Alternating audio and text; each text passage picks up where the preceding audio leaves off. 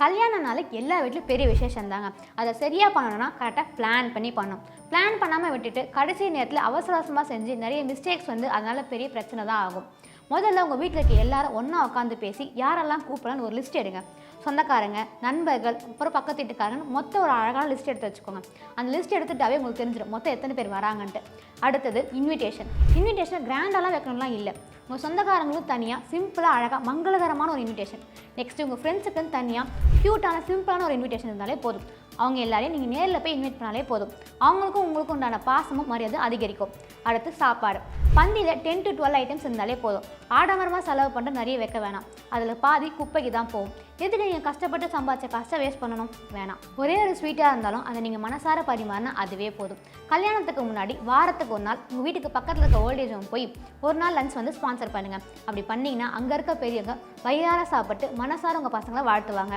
கல்யாணத்தப்போ evening, night, மறுநாள் காலையில், மத்தியானம் போகிற சாப்பாடெல்லாம் என்னென்ன போடலாம், எவ்வளோ செய்யணும்னு முன்னாடியே பேசி வச்சுக்கோங்க. அதுதான் கரெக்டாக இருக்கும். உங்கள் சொந்தக்காரங்க எல்லாரையும் இன்வைட் பண்ணுங்கள். குறிப்பிட்ட ஃப்ரெண்ட்ஸ் அண்ட் குறிப்பிட்ட நெய்பர்ஸ் இன்வைட் பண்ணால் போதும்.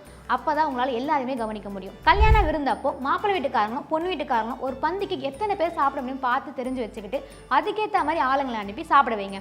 அப்போ தான் உங்களால் அவங்க எல்லாருமே சமமாக கவனிக்க முடியும். கல்யாண விழாக்கு வர எல்லாருமே வாங்க வாங்க வணக்கம் அப்படின்னு மனசார வெல்கம் பண்ணுங்கள். வராதவங்களை பற்றி அங்கே பேசாதீங்க. அப்படி பேசுனீங்கன்னா வந்தவங்களுக்கும் அது எரிச்சல் தாங்க கொடுக்கும். இந்த டிப்ஸ் எல்லாமே சிக்கனமாக செலவு பண்ணி கல்யாணம் பண்ண நினைக்கிறவங்க மட்டும்தான். ஹெலிகாப்டர்லாம் மாப்பிள்ளை இறங்கணும், ரோல்ஸ் ராய்ஸ் கூட தான் பொண்ணு சேரணும்னு நினச்சிங்கன்னா உங்களுக்கு அந்த டிப்ஸ் கிடையவே கிடையாது. இந்த மாதிரி நிறைய டிப்ஸ் வேணும்னா மறக்காமல் பாவை சீக்ரெட்ஸ் பேஜை ஃபாலோ பண்ணிக்கோங்க. பக்கத்தில் இருக்க பெல் ஐக்கானை கிளிக் பண்ணிக்கோங்க. அப்போ தான் எங்களோட வீடியோட நோட்டிஃபிகேஷன் உங்களுக்கு கரெக்ட் டைமுக்கு சேரும். வாழ்க வளமுடன்.